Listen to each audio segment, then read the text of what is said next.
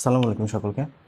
তো আজকে আমরা আদর্শ গ্যাস এবং গতিতত্ত্ব এই অধ্যায়টা নিয়ে পড়ব। এটা আমাদের এইচএসসির 10ম অধ্যায়, ফিজিক্স ফার্স্ট পেপার আর কি। হ্যাঁ, তো এটা মূলত আমাদের এইচএসসি 24-এর শর্ট সিলেবাসের অন্তর্গত আছে এবং আমরা অলরেডি আসলে অধ্যায়ের বিস্তারিত দেখেছি, তাই না? তো এখন আমরা এই অংশে একদম শেষ সময়ের দিকে আমরা জাস্ট র্যাপিড রিভিশন টাইপ এই অধ্যায়ের কিছু সিকিউ, এই অধ্যায়ের কিছু সূত্র, এই টপিকগুলো আমরা একটু রিভিশন করব, ঠিক আছে? তো এগুলো আসলে এমন না যে আমি একদম শুরুতে বেসিক টু অ্যাডভান্স সব কিছু পড়াবো, বাট আমরা যেহেতু অনেক দিন পড়ে আসছি, আমি ধরে নিচ্ছি যে তোমরা এই অধ্যায়ের অনেক কিছুই জানো। এখন আমরা জাস্ট সূত্র দেখিয়ে ডিরেক্ট সিকিউ সলভে যাব, ঠিক আছে?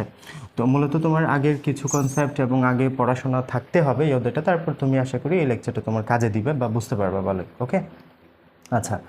তো আমরা যদি একদম শুরুর দিকে দেখি, আমরা এই অধ্যায়ের কিছু আদর্শ গ্যাস সম্পর্কে কিছু সূত্র নিয়ে পড়ব এবং আমরা শিশিরাঙ্কের কিছু টপিক নিয়ে জানবো। আপেক্ষিক আর্দ্রতা নির্ণয়, এরপরে হচ্ছে আপেক্ষিক আর্দ্রতা শিশিরাঙ্ক বা ডিউ পয়েন্ট বের করতে বলে অনেক সময় শিশিরাঙ্ক থেকে আমরা আপেক্ষিক আর্দ্রতা কোনো স্থানে বেশি কোনো স্থানে কম এবং কোন স্থানে স্বস্তিভূত হবে অস্বস্তিভূত হবে এইরকম টাইপ কিছু ম্যাথ আমরা পাই। এছাড়াও আদর্শ গ্যাস থেকে আমরা কিছু সূত্র দেখব, আদর্শ গ্যাসের কিছু সূত্র আমাদের এই অধ্যায়ের মাঝে চলে আসবে।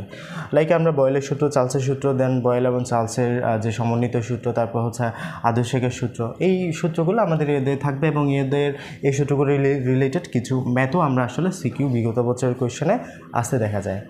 তো আমি যদি ফার্স্ট আদর্শ গ্যাসের সূত্রগুলো নিয়ে বলি, আদর্শ গ্যাসের সূত্র আমরা পাবো হচ্ছে ফার্স্টে বয়েলের সূত্র, ঠিক আছে? বয়েলের সূত্র যদি বলি, বয়েলের সূত্রের একদম জিস্ট কথাটা কি ছিল, উনি বলেছেন যখন আমাদের চাপটা বাড়ে আর কি, হ্যাঁ, চাপটা বাড়ে তখন আমাদের আয়তনটা কমে, চাপ বাড়লে আয়তনটা কমে, মানে চাপ inversely proportional, pressure inversely proportional with volume, মানে আমাদের যখন ভলিউমটা বাড়বে চাপটা কমবে, চাপ বাড়লে ভলিউম বাড়বে, হ্যাঁ, ভাইস ভার্সা, একটা অপরটার উল্টা হবে কিন্তু। তাহলে এটা হচ্ছে ব্যস্তানুপাতিক সম্পর্ক, ঠিক আছে? তো আমরা জানি যখন আমরা এরকম ব্যস্তানুপাতিক কোনো সম্পর্ক পাই তখন আমরা ওখান থেকে একটা সূত্র নিয়ে আসতে পারি, সেটা হচ্ছে P1V1 is equal two P2 is equal into B2।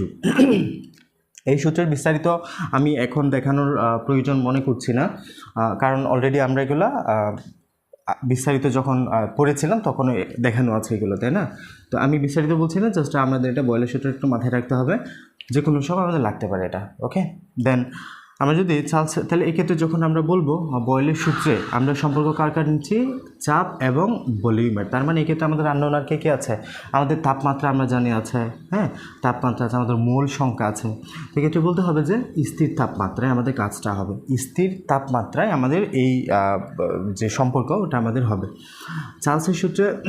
তাহলে বয়েলের সূত্রে তাপটা স্থির, আর চার্লসের সূত্রে যখন আমরা বলবো, চার্লসের সূত্র আসলে চাপটা স্থির হয়, পি কনস্ট্যান্ট হয় ওই ক্ষেত্রে, তাহলে ঠিক আছে, তাহলে পি হচ্ছে কনস্ট্যান্ট। এই ক্ষেত্রে চাপ স্থির হলে আমরা যখন তাপমাত্রা বাড়াবো, আমরা যদি তাপমাত্রাটা বাড়াই আমাদের ভলিউমটাও বাড়বে, তাপমাত্রা বাড়ালে ভলিউমটা বাড়বে, তাহলে এক্ষেত্রে হচ্ছে আমাদের সমানুপাতিক সম্পর্ক, ঠিক আছে? এক্ষেত্রে আমাদের প্রপোর্শনে, টি প্রপোর্শনে টু ভলিউম, মানে আমরা যখন ভলিউম বাড়াবো, তাপমাত্রা বাড়াবো, ভলিউমটা বাড়বে, তাপমাত্রা কমালে ভলিউমটা কমবে। এই সূত্র থেকে আমরা যখন যাব দুইটা কন্ডিশনে, T1 একটা হলে, T2 হলে, B1 যদি আলাদা একটা ভলিউম হয়, B2 যদি আলাদা একটা ভলিউম হয়, দুটো আলাদা আলাদা কন্ডিশনে আমরা আলটিমেটলি এই সূত্রটা পাই, T1 divided by V1 is equal to T2 divided by B2, বুঝে গেছে? তো আমরা এই সূত্রটা পাই। দেন আমরা যখন চার্লস এবং বয়েলের সূত্রকে সমন্বিত করব, আমরা সমন্বিত সূত্র পাই P1B1 divided by T1 is equal to P2B2 divided by T2। Okay, তো আমরা সমন্বিত সূত্র এটাও পাই, এটা আমাদের বেশ কাজে লাগবে সিকিউ সলভ করতে গিয়ে, ঠিক আছে? দেন আমরা যখন দেখব আদর্শ গ্যাস সূত্র, আদর্শ গ্যাস সূত্র আমরা যদি দেখি, আদর্শ গ্যাস সূত্র ডিরেক্ট আমাদের আসছে PV is equal two nRT। আমি আবারও বলছি, আমি কিন্তু এক্সপ্লেন করছি না, আমি প্রতিটা সূত্রের এক্সপ্লেনেশন কিন্তু গেলে বেসিক ক্লাসের পড়াশোনা, এখানে বেসিক পড়ানোর মতো সময় সুযোগ আমি যে পড়াবো ওই যদি পড়াইও তোমরা আসলে এটা নিতে পারবে না এই লাস্ট সময়টাতে এসে। তো আশা করি জানা আছে এগুলো। PV is equal two nRT এটা হচ্ছে আমাদের আদর্শ গ্যাস সূত্র, জানা না থাকলেও জাস্ট সূত্রটা জানলেই চলবে, কীভাবে আসছে এটা না জানলেও। PV is equal two nRT এটা হচ্ছে আদর্শ গ্যাস সূত্র। আদর্শ গ্যাস কারা? যারা আমাদের এই সূত্রটা মেনে চলবে তাদেরকে আমরা আদর্শ গ্যাস বলবো। তবে বাস্তবিক পক্ষে আসলে কোনো গ্যাসই আদর্শ না। আমরা প্রকৃতিতে যে গ্যাসগুলো দেখি, অক্সিজেন গ্যাস, নাইট্রোজেন গ্যাস, তারপর হিলিয়াম গ্যাস, এগুলো আসলে কোনো গ্যাসই আদর্শ শর্ত পালন করে না, কোনো গ্যাসই আসলে আদর্শ না, কোনো গ্যাসই আসলে আমাদের এই P is equal two nRT সূত্র বাস্তবিক পক্ষে মেনে চলে না। তাহলে তারা কোন গ্যাস? তারা হচ্ছে আসলে বাস্তব গ্যাস, তারা হচ্ছে বাস্তব গ্যাস। তো এই আদর্শ গ্যাস সূত্রের আবার একটু আমাদের আদর্শ গ্যাসের জন্য যদি P is equal two nRT হয়, বাস্তব গ্যাসের জন্য কোন সূত্রটা হবে, এটা আমাদের কেমিস্ট্রির দ্বিতীয় পত্রে পরিবেশ রসায়নে বিস্তারিত আলোচনা আছে। আমি মনে হয় না এখানে এটা বলার দরকার আছে। বাস্তব গ্যাসের জন্য ঠিক আমাদের এরকম একটা সূত্র আছে, এখানে কিছু পরিবর্তন করা হয়েছে, পি এর সাথে কিছু একটা যোগ, বি এর সাথে কিছু একটা বিয়োগ, বি মাইনাস এন বি, তারপর এই যে এখানে কিছু পরিবর্তন করে আমাদের সূত্রটা একটু মানে বাস্তব গ্যাসের জন্য এটা ইয়ে করা হয়েছে, রেডি করা হচ্ছে। তো আমি যদি বলি আদর্শ গ্যাসের সূত্রটা হচ্ছে P is equal two nRT, এটা আমাদের জানতে হবে এই অধ্যায়ের জন্য। তো এখানে আমাদের পি জানি আমরা যা, বি জানি আমাদের একটা ভলিউম, এন মানে হচ্ছে মূল সংখ্যা, আর মানে কনস্ট্যান্ট 8.314 আছে জুল পার ক্যালভিন পার মোল, আবার লিটার টাইমে বসালে 0.081 আছে, তারপর টি হচ্ছে ক্যালভিনের টেম্পারেচার, এসআই একক অবশ্যই, ঠিক আছে। আচ্ছা গেল, তাহলে এটা হচ্ছে আমাদের P is equal two nRT, এই সূত্রটা আমাদের লাগবে। এই ছাপের সূত্রগুলো বা এই আদর্শ গ্যাসের সূত্রগুলো আমরা কিন্তু ম্যাথে ইউজ করার জন্য বেশ লাগবে, ঠিক আছে। ওকে, তো এখানে এরপরে যখন আমরা দেখব আমাকে অনেক সময় মূল সংখ্যা দেওয়া নাও থাকতে পারে, আমাকে অনেক সময় কোনো মূলের ভর দেওয়া আছে, আমরা আণবিক ভরটা জানা থাকবে, তখন আমরা কিন্তু এখানে আমাদের মান এই যে আমাদের ব্যাপনের কিছু সূত্র এই জায়গায় চলে আসে। তো ব্যাপন হার বা এমন কিছু বের করার জন্য আমাদের অনেক সময় আণবিক ভরটা বের করা লাগে। ওই সময় আমরা কিন্তু এখানে এনের জায়গায় একটু প্রতিস্থাপিত করব। আমরা জানি মূল সংখ্যা আমরা কেমনে বের করতে পারি, মূল সংখ্যা বের করার অনেকগুলো সূত্র আছে, বাট আমরা এখানে একটা সূত্র ইউজ করবো হচ্ছে W/M, যেখানে W হচ্ছে ওয়েট, যেখানে আমাদের যে মৌলের যতটুকু দেওয়া থাকবে, যে অণুর বা যৌগের যতটুকু দেওয়া থাকবে সেই ভরটা এখানে, এবং এম হচ্ছে টোটাল আণবিক ভর। ওকে, তো এরপরে যখন আমরা এখানে এটা বসাবো PV is equal two W/M/T, যখন আমরা এই এমটা এই পাশে নিয়ে আসবো, পিভিটা এই পাশে দিব, তখন আমাদের সূত্রটা হয়ে যায় এমন, ঠিক আছে। তো এই সূত্রটি কিন্তু আমাদের অনেক সময় লাগে, ঠিক আছে, আমরা এখানে লিখে রাখলাম, এটা আমাদের সিকিতে অনেক সময় লাগতে পারে এটা। ওকে, এছাড়াও আমাকে অনেক সময় D is equal two PM/RT, আমরা যখন ডেন্সিটি নিয়ে কাজ করব অনেক সময় চলে আসে MCQ, D is equal two PM/RT। তো এগুলো মূলত এখান থেকে নিয়ে আসে। আমরা জানি ডেন্সিটি আমরা অনেক সময় ঘনত্বটা আমাদের অনেক সিকিউতে বের করা লাগতে পারে, ওই ক্ষেত্রে আমরা D is equal two PM/RT এই সূত্রটি ইউজ করবো।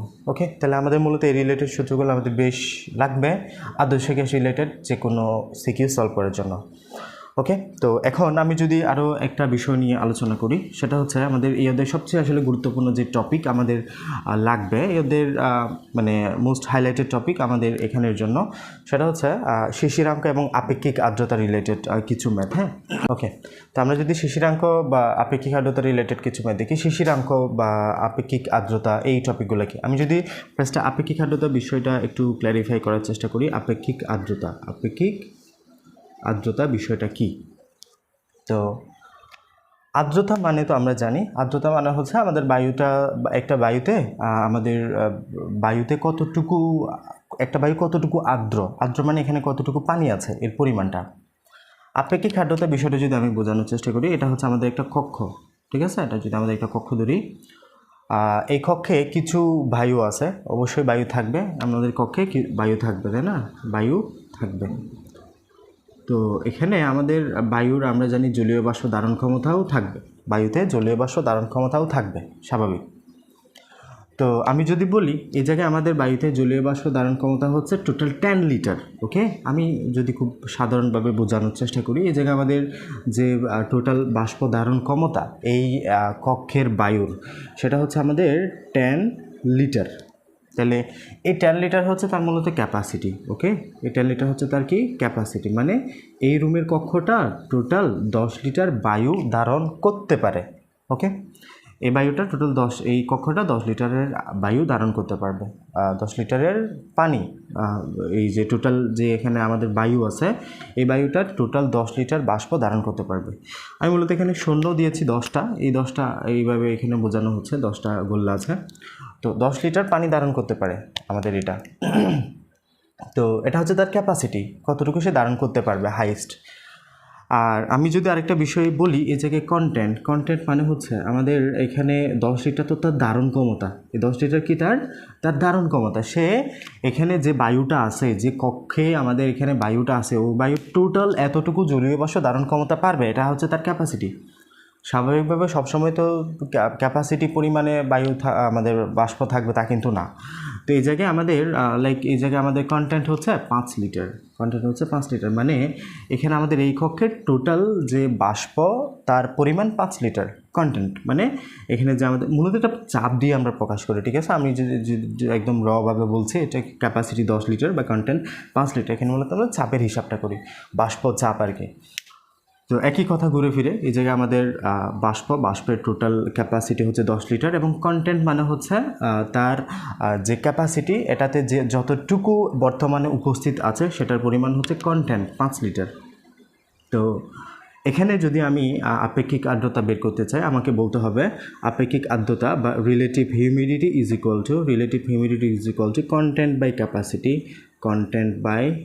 ক্যাপাসিটি ইন্টু 100%, ঠিক আছে। মানে আমাদের একটা কক্ষে যতটুকু বাষ্প ধারণ ক্ষমতা, তার যত পার্সেন্ট এখানে উপস্থিত থাকবে তার পরিমাণে হচ্ছে আমাদের রিলেটিভ হিউমিডিটি বা আপেক্ষিক আর্দ্রতা। মানে একটা কক্ষে 10 লিটার বায়ু ধারণ ক্ষমতা আছে, তার মাঝে আমরা 5 লিটার ওই কক্ষে উপস্থিত আছে, মানে একটা কক্ষে যে বায়ু, ওখানে আমাদের 10 লিটার বাষ্প ধারণ ক্ষমতা আছে। কন্টেন্ট মানে ধারণ ক্ষমতা 10 লিটার, বাট 10 লিটার তো আর নাই, আছে কত? 5 লিটার কন্টেন্ট। মানে এখানে নির্দিষ্ট টেম্পারেচারে এখানে আমাদের এই কন্টেন্ট বা বাষ্পের যে পরিমাণ, এটা হচ্ছে 5 লিটার। তাহলে থাকার কথা আমাদের ক্যাপাসিটির তুলনায় যত পার্সেন্ট এখানে উপস্থিত আছে, ক্যাপাসিটি বাই কন্টেন্ট বা কন্টেন্ট বাই ক্যাপাসিটি, আমাদের এখানে ক্যাপাসিটির তুলনায় যত পার্সেন্ট এখানে উপস্থিত আছে সে পরিমাণটা হচ্ছে আমাদের রিলেটিভ হিউমিডিটি বা আপেক্ষিক আর্দ্রতা। আমি যদি এখন বের করি, এই জায়গায় আমাদের ক্যাপাসিটি হচ্ছে 10 লিটার, কন্টেন্ট হচ্ছে 5 লিটার ইন্টু 100%, আনসার আসবে কত? আমাদের 50%। ওকে, 50%। এখন কী দিয়ে বোঝাচ্ছে? এই কক্ষে যতটুকু বাষ্প ধারণ ক্ষমতা আছে তার 50% এখানে উপস্থিত। এই কক্ষে যতটুকু বাষ্প ধারণ ক্ষমতা আছে তার 50% এই কক্ষে উপস্থিত। এটা হচ্ছে আমাদের রিলেটিভ হিউমিডিটি বা আপেক্ষিক আর্দ্রতা, বুঝে গেছে? এখন আমি যদি এবার বিষয়টা একটু আরও ডিপে চলে যাই, ক্যাপাসিটি, এখন আমাদের বইয়ে এই কন্টেন্টটাকে আমরা ছোটো হাতের অ্যাপ দ্বারা প্রকাশ করব, আর আমাদের সূত্রে আমরা ক্যাপাসিটিকে বড় হাতের অ্যাপ দ্বারা প্রকাশ করব। ওকে, ছোটো হাতের অ্যাপ আর ক্যাপাসিটি হচ্ছে বড় হাতের অ্যাপ। সূত্রে গিয়ে আমরা ডিরেক্ট কীভাবে প্রকাশ করতে পারি। আচ্ছা, এবং এটাও মনে রাখবা, ক্যাপাসিটিতে সবসময় সম্পৃক্ত বাষ্পচাপ বলে কথাটা পাবো, সম্পৃক্ত বাষ্প চাপ। আচ্ছা, সম্পৃক্ত কেন? সম্পৃক্ত মানে হচ্ছে আমরা এটা একটা পানি, এই পানিতে আমরা যদি 1 লিটারের পানি ধরি, এখানে আমরা যদি বলি এই পানিতে আসলে আমাদের যতটুকু চিনি দ্রবণীয় করতে পারবে সেটা হচ্ছে তার দ্রাব্যতা। তো এখানে যদি এমন হয় যে পানির পরিমাণটা বা পানির ভলিউম বেশি কার চাইতে? সলিউটের চাইতে বা চিনির চাইতে। পানির ভলিউম বেশি সলিউটের চাইতে বা চিনির চাইতে, ঠিক আছে। যখন পানির পরিমাণ বেশি, আমি যদি আরও একদম বাংলা ভাষায় বলি, এ জায়গায় দ্রব বা দ্রাবক দিয়ে বলি, দ্রাবকটা বেশি কার চাইতে? দ্রবের চাইতে। দ্রাবকটা যখন বেশি হয় তখন তাকে আমরা বলি অসম্পৃক্ত বা আনস্যাচুরেটেড, তাই না? অসম্পৃক্ত বা আনস্যাচুরেটেড। যখন আমাদের এমন হয় যে দ্রব ইজ ইকুয়াল টু দ্রাবক হয়ে গেছে, তখন আমরা তাকে বলি সম্পৃক্ত, দ্রব ইজ ইকুয়াল টু দ্রাবক। তার মানে এই ক্যাপাসিটি হচ্ছে যতটুকু বাষ্প থাকলে এখানে যে বায়ু আছে এটা আমাদের ফিল আপ, মানে আর বাষ্প ধারণ ক্ষমতা থাকবে না, সেটা হচ্ছে তার ক্যাপাসিটি বা সম্পৃক্ত বাষ্প চাপ। যতটুকু বায়ু আছে ততটুকু যদি উপস্থিত থাকে, বায়ুটা যে চাপ বা প্রেশার ক্রিয়েট করবে সেটা হচ্ছে সম্পৃক্ত বাষ্পচাপ। এতটুকু বুঝলে আশা করি মোর দেন এনাফ। হ্যাঁ, এরপরে যদি এখন আমাদের কখনো এমন হয় যে দ্রবটা বেশি হয়ে গেছে দ্রাবকের চাইতে, তখন আমাদের কী হবে? তখন এটা অতিপৃক্ত হবে, ঠিক আছে, অতিপৃক্ত বা প্রিসিপিটেট হবে, তখন আমরা জানি সেটা। ওকে, তো আমি যদি বিষয়টা আরও ক্লিয়ার করার চেষ্টা করি, এই জায়গায় ক্যাপাসিটি মানে তো বোঝা গেছে যে যতটুকু বাষ্প এখানে ধারণ করতে পারবে বায়ুটা, সেটা হচ্ছে তার ক্যাপাসিটি। কন্টেন্ট মানে হচ্ছে যতটুকু তার মাঝে উপস্থিত আছে সেটা। আর রিলেটিভ হিউমিডিটি হচ্ছে ক্যাপাসিটির তুলনায় কত পার্সেন্ট সেখানে উপস্থিত আছে সেটা। আশা করি ক্লিয়ার। এখন আমরা যদি বলি আমাদের এই ক্যাপাসিটিটা কন্টেন্ট কি কখনো চেঞ্জ হয়? কন্টেন্ট মানে হচ্ছে বাষ্প যেখানে উপস্থিত আছে সেটা বাষ্প, তাই না? কন্টেন্ট একটা পরিমাণ বোঝাচ্ছে।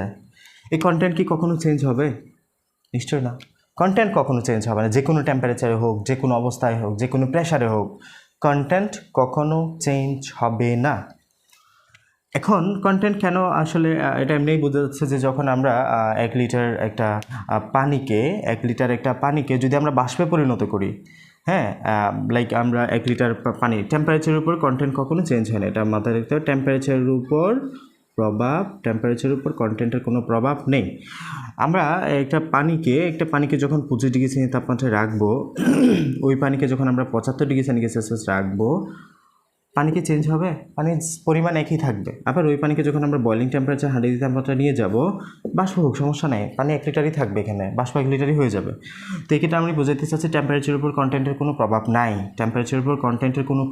নাই, কমবেও না, বাড়বেও না। ওকে, এখন টেম্পারেচারের উপর ক্যাপাসিটির কোনো প্রভাব আছে কি না? টেম্পারেচারের উপর ক্যাপাসিটির কোনো প্রভাব আছে কি না? ইয়েস, ক্যাপাসিটির প্রভাব আছে। ক্যাপাসিটি প্রভাবিত হয় কি দ্বারা? তাপমাত্রা দ্বারা ক্যাপাসিটির উপর প্রভাব থাকে। তাপমাত্রা যখন আমরা বাড়াই, ক্যাপাসিটি তখন বাড়ে। বুঝে গেছে? তাপমাত্রা যখন বাড়ে, ক্যাপাসিটি বাড়ে। এর অনেক কারণ আছে। মলিকিউলের পর্যায়ে যখন আমরা দেখব তাপমাত্রা বাড়াইলে অণু পরমাণুর ছুটোছুটি বাড়ে, আদার্স অনেক কারণ আছে, আমরা বিস্তারিত বলছি না, বা বিস্তারিত আমাদের নাইও।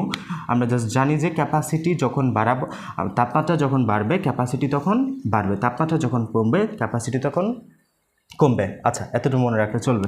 তাহলে তাপমাত্রা যখন আমরা বাড়াবো, ক্যাপাসিটি আমাদের বাড়বে, তাপমাত্রা যখন আমরা কমাবো, ক্যাপাসিটি আমাদের কমবে। বুঝে গেছে? এখন আমি একটা কন্ডিশনে যাচ্ছি, সেটা হচ্ছে আমি কন্টেন্ট তো কখনো চেঞ্জ হয় না, কন্টেন্ট একই রাখলাম। আমরা ক্যাপাসিটি নিয়ে কাজ করতে পারি। ক্যাপাসিটি বিভিন্ন সময়ে বিভিন্ন রকমের আমরা দেখতে পারি। শীতকালে একরকম ক্যাপাসিটি থাকে, গরমকালে যেহেতু তাপমাত্রা একটু বাড়ে, ক্যাপাসিটি আরও বেড়ে যায়, তাই না? তো কখনো যদি এমন হয় যে আমাদের ক্যাপাসিটি কমে গেছে, লাইক শীতকালে আমাদের কি হয়? শীতকালে আমাদের ক্যাপাসিটিটা কমে, কারণ শীতকালে টেম্পারেচার কমে, শীতকালে তাপমাত্রা কম না, তাহলে তাপমাত্রা কমলে ক্যাপাসিটি কমে যাবে, তাই না? শীতকালে তাপমাত্রা কমলে ক্যাপাসিটিও কমে যাবে। শীতকালে যখন তাপমাত্রাটা কমে, ক্যাপাসিটি যখন কমে, তখন কি হবে? আমরা জানি কন্টেন্টের পরিমাণ 5 লিটার চেঞ্জ করা যাবে না। কন্টেন্ট তাপমাত্রার উপর প্রভাব ফেলে না। এই যে আমি আগের উদাহরণটাই নিয়ে আসছি, কন্টেন্টের পরিমাণ 5 লিটারই থাকবে, কন্টেন্ট কখনো চেঞ্জ হবে না। শীতকালে টেম্পারেচার কমায় ফেলছো, ক্যাপাসিটি কমে যাচ্ছে, ক্যাপাসিটি আগে ছিল 10 লিটার স্বাভাবিকভাবেই, এখন ক্যাপাসিটি তুমি যদি 10 লিটার চাইতে কমতে 7, 8, 7, 5 এভাবে নামতে থাকে, লাইক তোমার 6 লিটারে আসছে ক্যাপাসিটি, তখন আমাদের এই আরএইচটা দেখো, আমাদের আরএইচটা বাড়তে থাকবে, তাই না? আচ্ছা, সরি, এই জায়গায় আমাদের এই ক্যাপাসিটি হচ্ছে আমাদের কন্টেন্ট হচ্ছে 5 লিটার। আচ্ছা, তো আমি যদি বলি কন্টেন্ট হচ্ছে 5 লিটার, কন্টেন্ট কিন্তু চেঞ্জ হবে না, কন্টেন্ট কখনো চেঞ্জ হবে না। কন্টেন্ট 5 লিটার ফিক্সড, চেঞ্জ হবে কে? ক্যাপাসিটি। শীতকালে তাপমাত্রা কমে, ক্যাপাসিটি কমে যাবে, তাই না? শীতকালে তাপমাত্রা কমে, ক্যাপাসিটি কমে যাবে, ডাউন। তো আমরা কন্টেন্টের উপরে কোনো প্রভাব ফেলবে না আমাদের টেম্পারেচারটা। কন্টেন্ট 5 লিটার, আমরা আগের উদাহরণটা টানতেছি, content 5 litre fixed, content 5 litre একই আছে, ক্যাপাসিটি আমরা চেঞ্জ করতেছি। ক্যাপাসিটি চেঞ্জ করে আমরা এই জায়গাটাতে ক্যাপাসিটি ছিল 10 লিটার, আমি যদি বলি ক্যাপাসিটি হয়ে গেল লাইক 8 লিটার হয়ে গেল, তাপমাত্রা কমতেছে, ক্যাপাসিটি কমতেছে, শীতকাল। তো আমরা 6 লিটার হতে হতে 5 লিটারে চলে আসলো, এক সময় 5 লিটারে চলে আসলো ক্যাপাসিটিটা। খেয়াল করো, যখন আনসারটা 6, তখন আমাদের এই জায়গায় এটা ভ্যালু বাড়তেছে, কারণ আমরা যে নিচের সংখ্যাটা 5-এর নিচে 6, মানে নিচের সংখ্যা যত কমবে তত বাড়বে আমাদের ভ্যালুটা। তো এই জায়গায় 5, 6, আমরা এটা 50% থাকবে না, 80 প্লাস হবে, এটা 90 কাছাকাছি হবে। যখন আমরা 5 দিয়ে দিব, এটা কত দিয়ে দিব? এটা 5 দিয়ে দিব, এটা আমাদের আনসার কত? 100%। মানে আমাদের যখন কন্টেন্ট তো 5 লিটারই আছে, বাট ক্যাপাসিটি কমতে 5-এ চলে আসছে, ক্যাপাসিটি কমতে 5-এ চলে আসছে, 5-এ চলে এসে 100% হয়ে গেছে। এবং এই যখন 100% হয়, তখন আমাদের যে বিষয় হয় সেটা হচ্ছে শিশির জমে। এর পরবর্তীতে আমাদের শিশির জমবে, কারণ আমরা জানি যখন অতিরিক্ত হবে, প্রিসিপিটেট হওয়ার একটা থাকে, আমরা এই জায়গায় যখন কন্টেন্ট আরও কমতে থাকবে, কন্টেন্ট যখন 5 ভ্যালু হবে, মূলত এই অবস্থায় এসে শিশির জমা শুরু করবে। কন্টেন্ট যখন এর কমে থাকবে, ক্যাপাসিটি যখন আরও কমবে, আমাদের ক্যাপাসিটি এখানে আরও কমবে, শীতকালে ক্যাপাসিটি কমবে, 5 যখন আরও কমবে, কন্টেন্ট কই যাবে? কন্টেন্ট তখন বিন্দু বিন্দু আকারে দেয়ালে, বিন্দু বিন্দু আকারে যে কোনো স্থানে আস্তে আস্তে জমতে থাকবে, যেটা আমরা শিশির হিসেবে জানি। শিশির হিসেবে জানি, কুয়াশা। তো শীতকালে আমরা এই জন্য সকালবেলা যখন টেম্পারেচারটা কম থাকে, ওই জন্য আমাদের ক্যাপাসিটিটা অনেক কমে যায়, কন্টেন্ট ফিক্সড, কন্টেন্ট চেঞ্জ হয় না। শীতকালে যখন আমরা দেখি যে ক্যাপাসিটিটা অনেক কমে যায়, কন্টেন্টে ফিক্সড থাকে, আমরা শিশিরাঙ্কে যখন পৌঁছাই তখন আলটিমেটলি শিশির জমতে দেখি আমরা শীতকাল সকালে। যখন দিনের বেলা আস্তে আস্তে টেম্পারেচারটা হাই হইতে থাকে, ক্যাপাসিটিও বাড়তে থাকে, এবং আমাদের রিলেটিভ যে শিশিরাঙ্কের টেম্পারেচার যখন আর হবে না, তখন আলটিমেটলি আমাদের স্বাভাবিক হতে থাকে, শিশিরটা বন্ধ হয়। এখন আমাদের একটা বিষয়, এখানে যেই তাপমাত্রায়, এখানে যেই টেম্পারেচারে, আমরা জানি টেম্পারেচারের পরিবর্তনের কারণে ক্যাপাসিটিটা কমে গেল, ক্যাপাসিটি কমে গিয়ে কন্টেন্টের সমান হয়ে গেল। যে তাপমাত্রায় content is equal to capacity হইল, ওটাকে আমরা বলবো শিশিরাঙ্ক। ওটাকে আমরা কি বলবো? শিশিরাঙ্ক। বুঝে গেছে? তাহলে যেই তাপমাত্রায় content is equal to capacity হয়ে গেছে, সেটাকে আমরা বলবো শিশিরাঙ্ক। বুঝে গেছে? টেম্পারেচারের বিষয় এখানে। আচ্ছা, এখন আমি যদি আবার ক্ল্যারিফাই করি, আস্তে আস্তে আমি কিন্তু ডিপে যাচ্ছি। হ্যাঁ, শিশিরাঙ্ক আমরা ডিউ পয়েন্ট বুঝে গেছি। ডিউ পয়েন্ট হচ্ছে ওই টেম্পারেচার। ডিউ পয়েন্ট কী তাহলে? শিশিরাঙ্ক কি? শিশিরাঙ্ক হচ্ছে একটা তাপমাত্রার পরিমাণ। যে তাপমাত্রায়, শিশিরাঙ্ক হচ্ছে একটা তাপমাত্রা, যে তাপমাত্রায় content is equal to capacity হয়। ওকে, কন্টেন্টের কোনো হাত নাই আমাদের উপরে, ক্যাপাসিটির নাম্বার, তাপমাত্রা একটা হাত আছে। তাপমাত্রা বাড়লে ক্যাপাসিটি বাড়ে, তাপমাত্রা কমলে ক্যাপাসিটি কমে।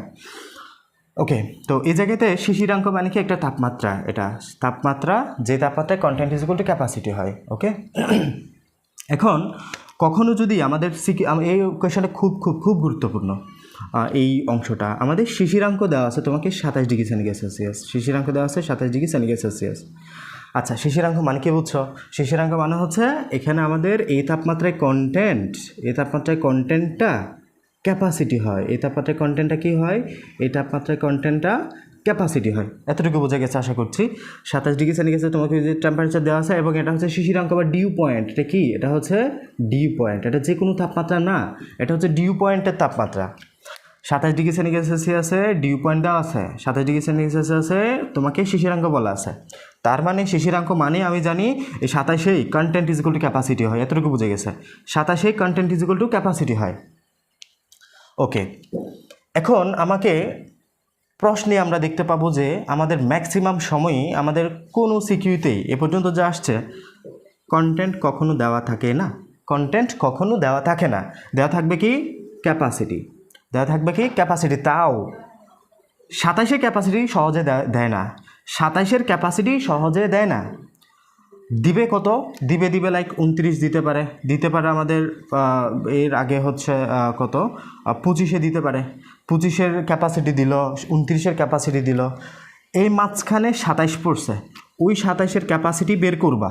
27 ক্যাপাসিটি বের করে 27 যেটা ক্যাপাসিটি, ওটা আবার কন্টেন্ট। 27 আমরা যখন ডিউ পয়েন্ট বলতেছি, শিশিরাঙ্ক মানে হচ্ছে ওই টেম্পারেচারের ভ্যালু, যেই টেম্পারেচারে content is equal to capacity হয়। আমি যদি ওই টেম্পারেচারের ক্যাপাসিটি বের করতে পারি, ওই তাপমাত্রায় কন্টেন্ট আমরা লিখতে পারবো। তার মানে 27 যেটাই ক্যাপাসিটি, 27 ক্যাপাসিটি লাইক 10 লিটার হলে ওই তাপমাত্রায় কন্টেন্ট হচ্ছে 10 লিটার। বুঝে গেছে? কন্টেন্ট, তার মানে আমরা কন্টেন্টে আসলাম। আমরা শিশিরাঙ্কে যেটাই কন্টেন্ট সেটাই ক্যাপাসিটি। এবার আরেকটা বোঝার বিষয়, সেটা হচ্ছে এটাই হচ্ছে মেইন পয়েন্ট। আমাদের একবার যদি কন্টেন্ট বের করে ফেলা যায়, কোনো একটা স্পেসিফিক স্থানের জন্য, লাইক কক্সবাজারের তোমাকে ক্যাপাসিটি দেওয়া আছে, অন্য কোনো যে কোনো তাপমাত্রায় তুমি শিশিরাঙ্কে ক্যাপাসিটিটা বের করলা। শিশিরাঙ্কে যেটা ক্যাপাসিটি সেটা আবার কন্টেন্ট। একবার যদি কন্টেন্ট বের করতে পারো, ওই কন্টেন্টটা তুমি যে কোনো টেম্পারেচারের জন্য ইউজ করতে পারবা। লাইক তুমি 27 জন্য কি বের করলা? কন্টেন্ট বের করলা লাইক 5 লিটার। এই 27-এর জন্য কন্টেন্টটা 27 ডিগ্রি সেন্টিগ্রেডের যে কন্টেন্ট সেটা তুমি 35-এর জন্য ইউজ করতে পারবা, 100-এর জন্য ইউজ করতে পারবা, 75-এর জন্য, যদি এত টেম্পারেচার আসে না। আমি উদাহরণ দিয়ে বলছি যে 27-এর যেটা কন্টেন্ট তুমি বের করলা সেটা অন্য যে কোনো তাপমাত্রা ইউজ করা যাবে। কেন? আমরা জানি তাপমাত্রার উপরে কন্টেন্টের কোনো প্রভাব নাই। একটা পানি 5 লিটার পানি তুমি যদি 27-এ যে অবস্থায় রাখো 35-এও সে হবে একই থাকবে 5 লিটার, 100-তেও 5 লিটার থাকবে, 75-এও 5 লিটার থাকবে। তাপমাত্রার উপরে কন্টেন্টের কোনো প্রভাব নাই। বুঝে গেছে? এবার আমি যদি একটু সামারিটা নিই, কন্টেন্ট কখনো চেঞ্জ হয় না। কন্টেন্ট কখনো চেঞ্জ হয় না। ফার্স্ট কথা, শিশিরাঙ্ক কি? শিশিরাঙ্ক হচ্ছে ওই তাপমাত্রা যে তাপমাত্রায় content is equal to capacity হয়। আমরা যখন সিকিউতে যাব ডিরেক্ট প্রয়োগ শেখাবো তখন আসলে বিষয়টা ওভার ক্লিয়ার হবে। Content is equal to capacity মানে শিশিরাঙ্ক, ওই টেম্পারেচারটাই হচ্ছে শিশিরাঙ্ক। শিশিরাঙ্কে যদি আমরা কখনো ক্যাপাসিটি বের করতে পারি, ওই ক্যাপাসিটিটা আমরা কন্টেন্ট হিসেবে ধরে নিব। কারণ আমাদের ম্যাক্সিমাম কোয়েশনে, almost all over question, capacity দেওয়া থাকে, কন্টেন্ট না। ক্যাপাসিটি দেওয়া থাকবে, কন্টেন্ট না। সম্পৃক্ত কথাটা পাইলেই ক্যাপাসিটি, সম্পৃক্ত কথাটা পাইলেই ক্যাপাসিটি। বুঝে গেছে? সম্পৃক্ত কথাটা পাইলেই ক্যাপাসিটি। আমাদের ক্যাপাসিটি দেওয়া থাকবে, আমাদের কন্টেন্ট দেওয়া থাকবে না। তো ক্যাপাসিটি আমরা বের করলাম, শিশিরাঙ্কে আমরা যখন ক্যাপাসিটি বের করবো ওটা জানি আমরা কন্টেন্ট পাই গেছি। এখন আমরা শিশিরাঙ্কের না কন্টেন্ট বের করলাম, আমাকে লাইক 35-এর মতো 35 ডিগ্রি সেন্টিগ্রেড আর এইচ বের করতে বলছে। 35-এর আর এইচ বা রিলেটিভ হিউমিডিটি বের করো। তুমি তো বের করলে 27-এর শিশিরাঙ্ক, 27-এর কন্টেন্ট, 35-এর কন্টেন্ট কই? এইটা এখন মেইন পয়েন্ট। আমরা জানি টেম্পারেচারের পরিবর্তনে কন্টেন্ট কখনো চেঞ্জ হয় না। 27-এর যে কন্টেন্ট 35-এরও সেম কন্টেন্ট আমরা পাবো। হ্যাঁ, 35-এর ক্যাপাসিটি চেঞ্জ, 35-এর ক্যাপাসিটি তোমার প্রশ্নে দেওয়া থাকবে, বাট 35-এর কন্টেন্ট তোমাকে দেওয়া থাকবে না। এটা তোমাকে ভেবে নিতে হবে। শিশিরাঙ্কের আমি ক্যাপাসিটি বের করবো, capacity is equal to content হবে, ওই কন্টেন্টটা 35-এর জন্য আমি ইউজ করবো। বুঝে গেছে? এটা আমাদের সবচেয়ে মানে সমস্যা হয় এই অংশে গিয়ে, ম্যাক্সিমামের বুঝতে একটু সমস্যা হয়। তারপরেও আমরা যখন সিকিউতে যাব, সিকিউতে গেলে আশা করি বিষয়টা আরও মোর ক্লিয়ার হবে। ওকে, এখন আমরা তো বের করলাম, আমরা বুঝলাম যে আপেক্ষিক আর্দ্রতা কী এবং শিশিরাঙ্ক বিষয়টা কী। এখন যদি আমরা দেখি ডিউ পয়েন্ট আমরা কীভাবে বের করব। ডিউ পয়েন্টের জন্য আমাদের একটা সূত্র আছে, θ1 minus θ of dew point, θ1 minus θ of dew point is equal to g into θ1 minus θ2. Okay, এই θ of dew point হচ্ছে আমাদের শিশিরাঙ্ক। I repeat, θ of dew point হচ্ছে আমাদের শিশিরাঙ্ক। θ1 মানে কি?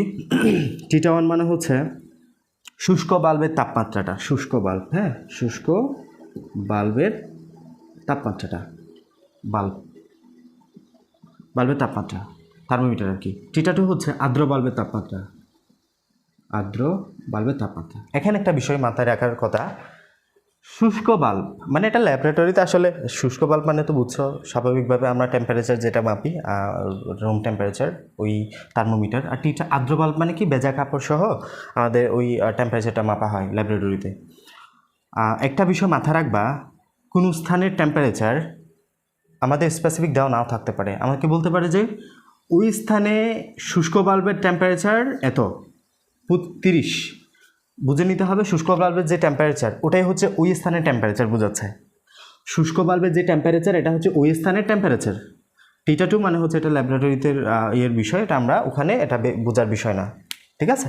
অনেক সময় বলতে পারে যে শুষ্ক বাল্বের টেম্পারেচার তোমাকে দেওয়া আছে, দেন তোমাকে বলতে আর এইচ বের করো। তাহলে আমাকে বুঝে নিতে হবে যে শুষ্ক বাল্বের যে টেম্পারেচার এটা মূলত ওই স্থানের টেম্পারেচার।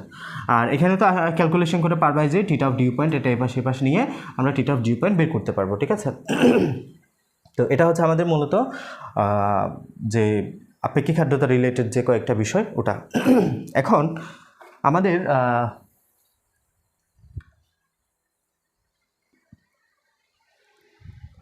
ওকে, তাহলে এখন আমাদের হচ্ছে এই অধ্যায়টা সলভ করতে গিয়ে আমরা অনেক সময় ইউনিট কনভার্সনের মুখোমুখি হতে হবে। আমাদের ম্যাক্সিমাম দেখা যায় আমরা লিটারেটিভ আমাদের ম্যাথগুলো গুছাচ্ছি, বাট অনেক সময় আমাদের এসআই কোকে আমাদের কিছু ম্যাথ করব আমরা, আমাদের সিচুয়েশনের উপর ডিপেন্ড করবে। আমাদের যত সহজে আমরা একটা ইউনিট কনভার্সনে যাব তত সহজে আমাদের ম্যাথটা ক্লিয়ার হবে। তো আমি যদি কয়েকটা ইউনিটের কথা আসলে উল্লেখ করে দিই তাহলে মনে হয় ভালো হয়। আমরা জানি ATM 1 ATM is equal two 1 ATM is equal to 101,325 Pascal, 325 Pascal S একক, এটিএম আর প্যাসকেল হচ্ছে অবশ্যই এস একক, তাই না?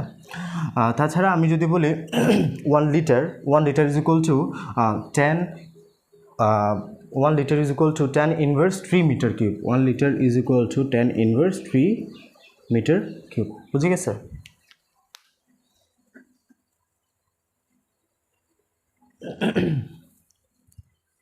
এরপরে আমরা যদি টেম্পারেচারের একটা বিষয় দেখি, টেম্পারেচার আমাদের একাধিকভাবে ক্যালভিনে, সেন্টিগ্রেডে, ফারেনহাইটে আমাদের যদি দেওয়া থাকে, তাহলে আমরা অনেক সময় কনভার্সনটা করা লাগতে পারে C/5 F-32 divided by 9 is equal to K-273 divide by 5। এই স্কেলটা বা এই সূত্রটার মাধ্যমে আমরা কিন্তু ইন্টার কনভার্সনটা করতে পারি। এটা হচ্ছে সেন্টিগ্রেড, এটা হচ্ছে ফারেনহাইট, এটা হচ্ছে ক্যালভিনের ভ্যালু আর কি। হ্যাঁ, এরপরে আমাদেরকে অনেক সময় স্পেসিফিক কোনো টেম্পারেচার দিল না, স্পেসিফিক কোনো চাপ দিল না, প্রেশার দিল না, আমাদের বলা হচ্ছে কি এসটিপিতে এই কন্ডিশন দেওয়া আছে।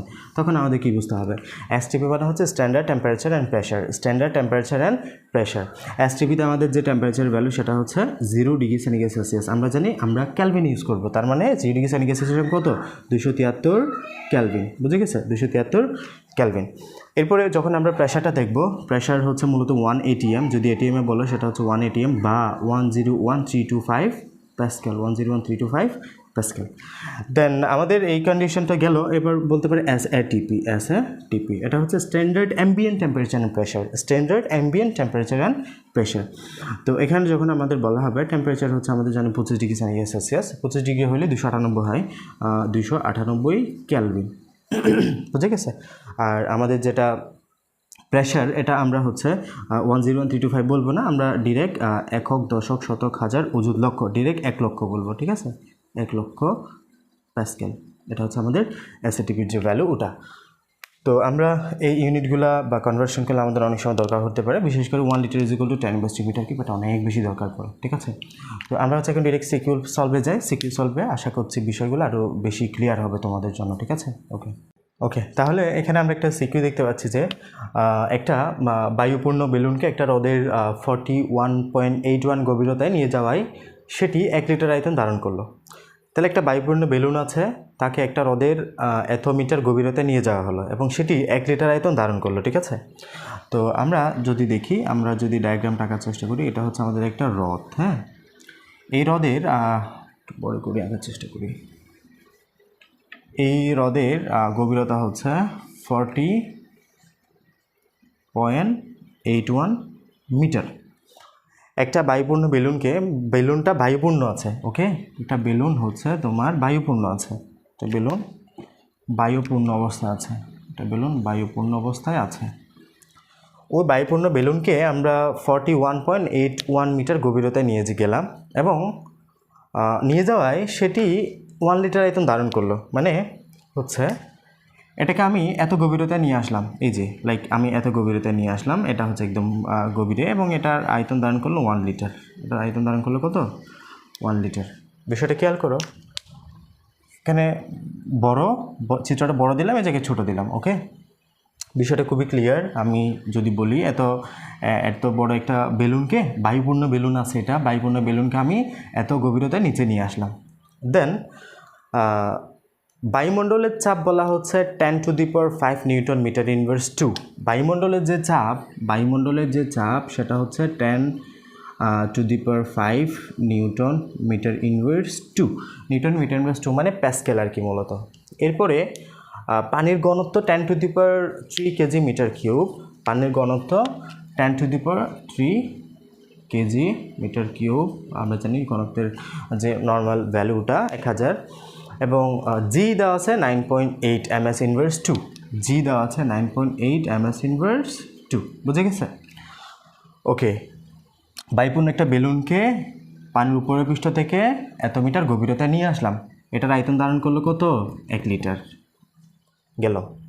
আমাকে বলা হচ্ছে নিমজ্জনের পূর্বে উদ্দীপকের বেলুনের আয়তন কত ছিল, মানে এখানে ডুবানোর পূর্বে এটার আয়তন কত ছিল, B1 কত ছিল সেটা বের করতে হবে। B1 যে কত ছিল সেটা আমাকে বের করতে হবে। B1 কত ছিল সেটা আমাকে বের করতে হবে। ঠিক আছে? এখানে B2 এর ভ্যালু কত হলো? B2 এর ভ্যালু হলো কত? 1 লিটার দেওয়াই তো আছে, তাই না? B2 এর ভ্যালু 1 লিটার হলো। B1 কত ছিল, নিমজ্জনের পূর্বে কত ছিল সেটা আমাকে বের করতে হবে। তাহলে আমাকে প্রথম কোয়েশ্চেন নিমজ্জনের পূর্বে এখানটার আয়তনটা কত ছিল সেটা আমরা বের করব। তো আমাকে যদি দেওয়া আয়তন আছে নিমজ্জনের পূর্বে বেলুনের আয়তন ছিল, আমরা যদি বলি নিমজ্জনের পূর্বে বেলুনের আয়তন ছিল B1, মানে আমরা এটাকে নিমজ্জন করার আগেই আমার আয়তন ছিল কত, নিমজ্জনের আয়তন ছিল B1। নিমজ্জনের পূর্বে ডুবার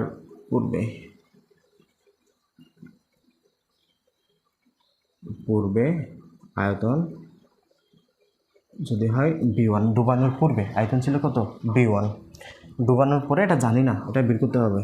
ডুবানোর পরে আয়তন B2 জানি কত 1 লিটার, বুঝে গেছে। এরপরে যদি বলি আমাদের চাপ, এখানে হ্রদের উপরিতলে আমরা একটা প্রেশার কাজ করতেছে, তাই না?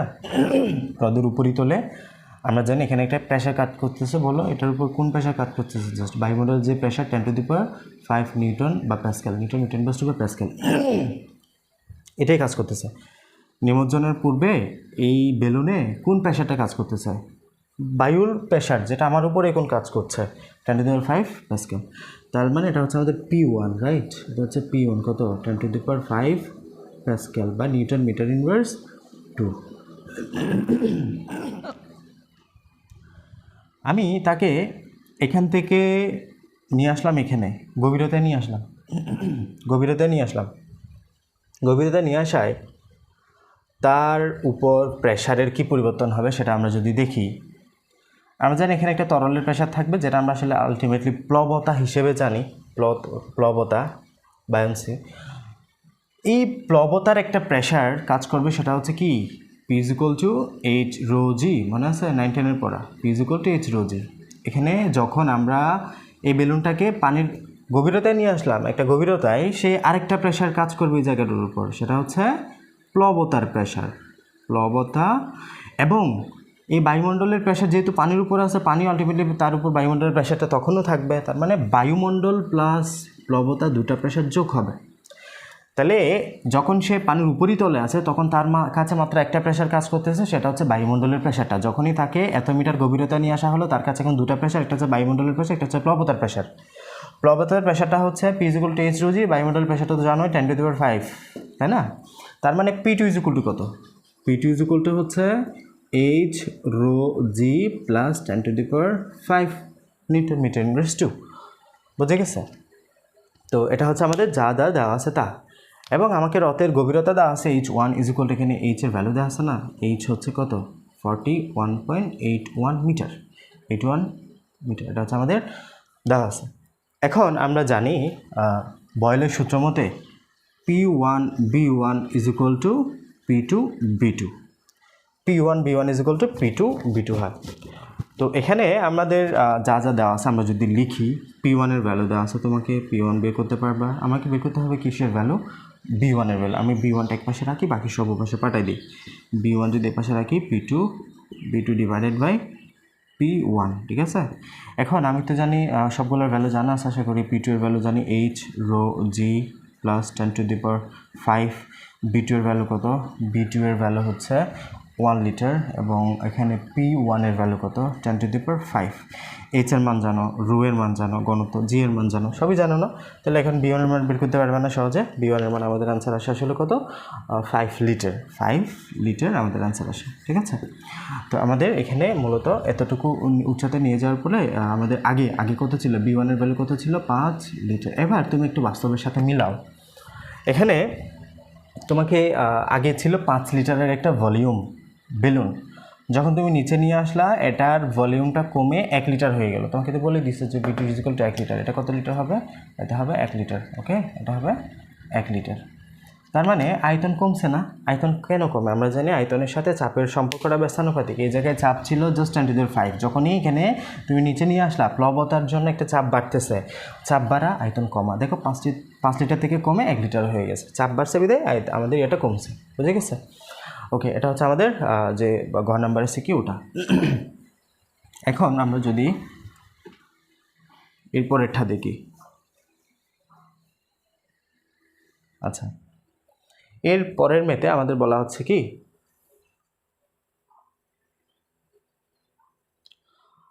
বেলুনের সর্বোচ্চ প্রসারণ ক্ষমতা 9 লিটার। আমাদের বেলুনের সর্বোচ্চ প্রসারণ ক্ষমতা হচ্ছে 9 লিটার। পানির উপরিতলে বেলুনটি অক্ষত অবস্থায় পৌঁছাবে কি? পানির উপরিতলে মানে আমাদের বেলুনের সর্বোচ্চ প্রসারণ ক্ষমতা যদি 9 লিটার হয়, পানির উপরিতলে বেলুনটি অক্ষত অবস্থায় পৌঁছাবে কি? এর আগে আমাদের কিছু অংশ দেওয়া আছে, সেটা হচ্ছে আমরা যদি দীপকটা আরেকবার খেয়াল করি, আমাকে দেওয়া হচ্ছে বায়ুপূর্ণ বেলুনের একটা রদের গভীরতা দেওয়া আছে এবং এটাকে এত মিটার গভীরতা নিয়ে যাওয়া হলে 1 লিটার এতে ধারণ করলো।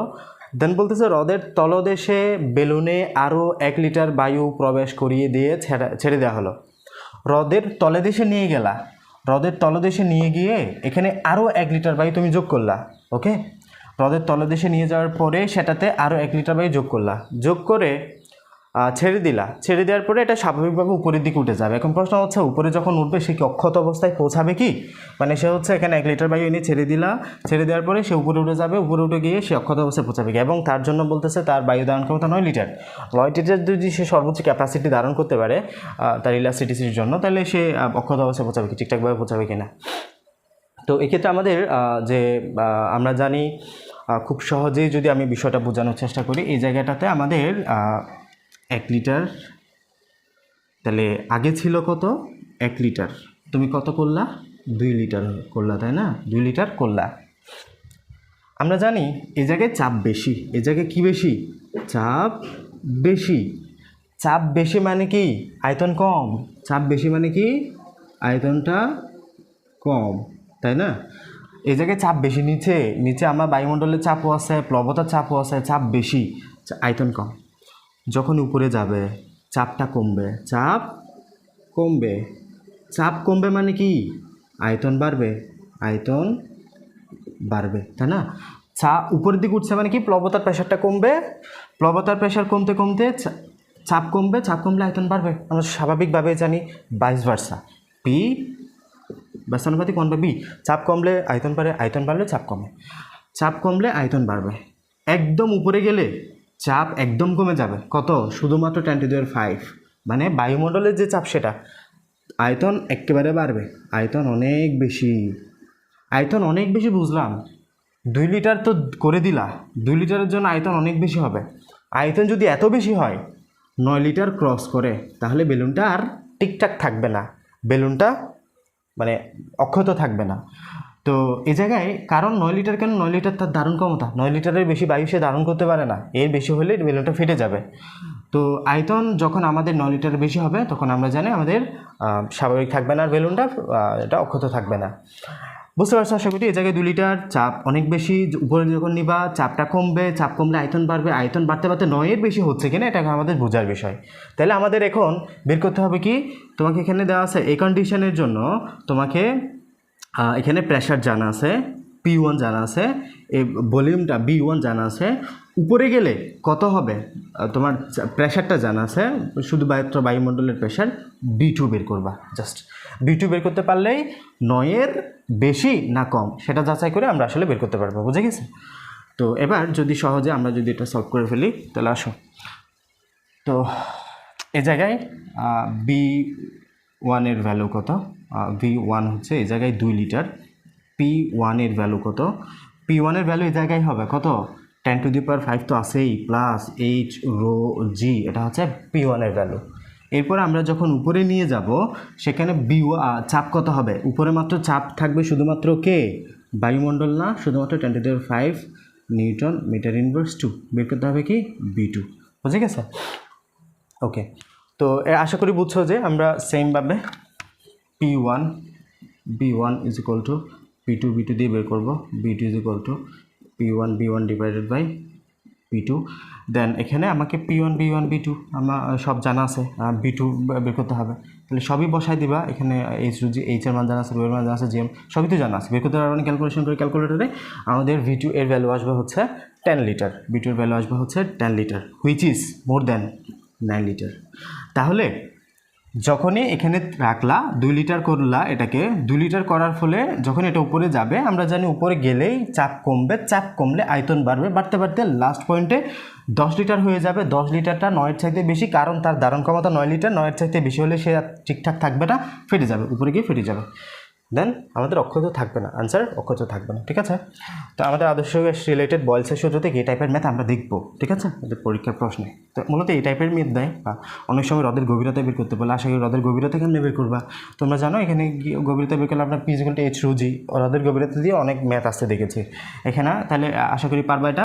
মনে করো এত উচ্চতা নিয়ে যাওয়ার ফলে আমাদের প্রেশারটা হলো এই জায়গায় নিয়ে যাওয়ার ফলে P2 like P2 H rho জি, তোমাকে সব তথ্য দেওয়া আছে এখানে। বি কত, এখানে P1 কত, B1 কত, P2 কত, B2 কত দেওয়া আছে। দেওয়া নেই কি এই P2 এর এইচ এর মানটা দেওয়া নেই। এখন এই রো এর মান তো কনস্ট্যান্ট, জি এর মানও কনস্ট্যান্ট, এইচ এর মান বের করতে পারবে না?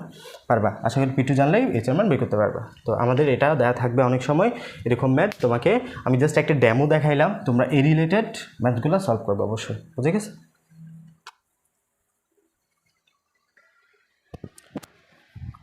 ওকে, তাহলে এখন যদি আমরা আরেকটা সিকিউ দেখি, আমাদের বলা হচ্ছে কোনো একদিন রাজশাহীর তাপমাত্রা 35 ডিগ্রি সেন্টিগ্রেড সেলসিয়াস। আমাকে রাজশাহীর টেম্পারেচার দেওয়া আছে কত? রাজশাহীর temperature, Rajshahi 35 degree centigrade Celsius. Okay, then আমাকে বলা হচ্ছে যে আপেক্ষিক আর্দ্রতা 50%। রাজশাহীর আপেক্ষিক আর্দ্রতা দেওয়া আছে আর এইচ কত? 50%। আর এইচ রিলেটিভ হিউমিডিটি 50% দেওয়া আছে। এরপর বলা হচ্ছে একই সময়ে কক্সবাজারে স্থাপিত একটা হাইগ্রোমিটারের শুষ্ক থার্মোমিটারের পার্ট 35 ডিগ্রি সেন্টিগ্রেড সেলসিয়াস। একই সময়ে কক্সবাজারে স্থাপিত একটা হাইগ্রোমিটার, এর হাইগ্রোমিটার মানে আমরা যেটা বলছি যে θ1 θ2 বের করে, শুষ্ক থার্মোমিটারের পার্ট 35 ডিগ্রি সেন্টিগ্রেড সেলসিয়াস, মানে θ1 এর টেম্পারেচার দেওয়া আছে আমাকে। θ1 বা শুষ্ক বাল্বের তাপমাত্রা কত দেওয়া আছে? 35 ডিগ্রি সেন্টিগ্রেড সেলসিয়াস। ওকে, দেন কক্সবাজার বললো এটা, তাহলে এটা কিসের? এটা হচ্ছে কক্সবাজারের জন্য, এটা হচ্ছে রাজশাহীর জন্য।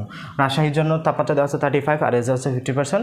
কক্সবাজারের জন্য আমাকে দেওয়া আছে শুষ্ক বাল্বের পার্ট দেওয়া আছে 35 ডিগ্রি সেন্টিগ্রেড সেলসিয়াস। আর্দ্র থার্মোমিটারের পার্ট মানে θ2, আর্দ্র থার্মোমিটারের তাপ বা θ2 দেওয়া আছে কত? 32 ডিগ্রি সেন্টিগ্রেড সেলসিয়াস। ওকে, 32 দেওয়া আছে, হ্যাঁ দেন 30, এটা হচ্ছে 30, এটা 30 ডিগ্রি সেন্টিগ্রেড সেলসিয়াস দেওয়া আছে। দেন আমাকে দেওয়া আছে 35 ডিগ্রি সেন্টিগ্রেড তাপমাত্রায় গ্লেসারের উৎপাদকের মান 1.60 জি। 35 এর জন্য জি এর মান কত? জি এর মান হচ্ছে 1.60 35-এ গ্লেসারের দ্রবক বা জি এর মান 1.60। দেন আমাকে কিছু তথ্য দেওয়া আছে এবার।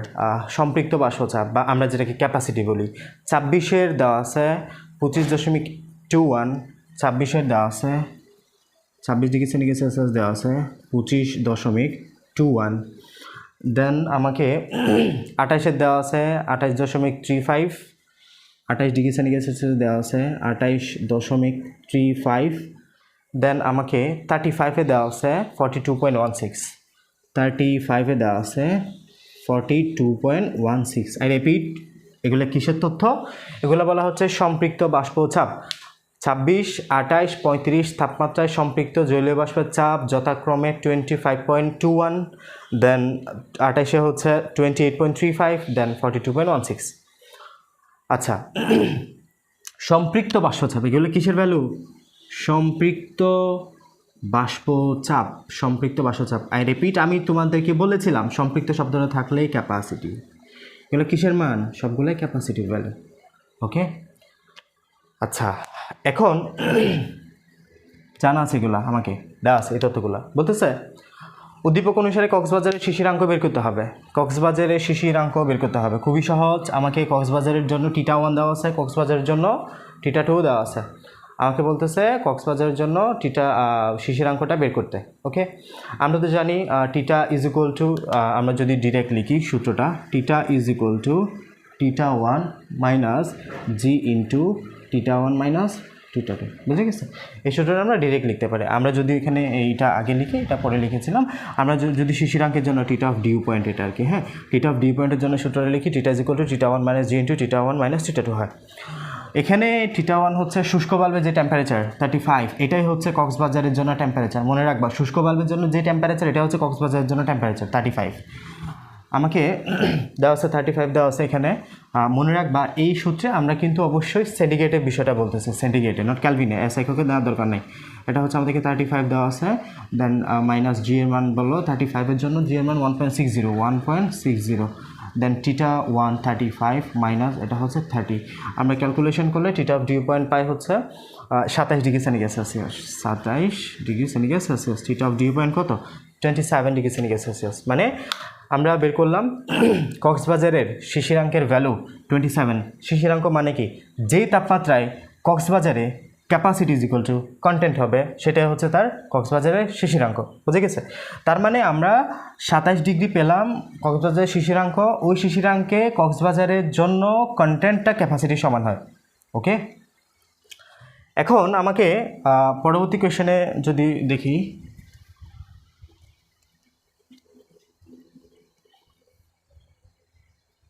oh no,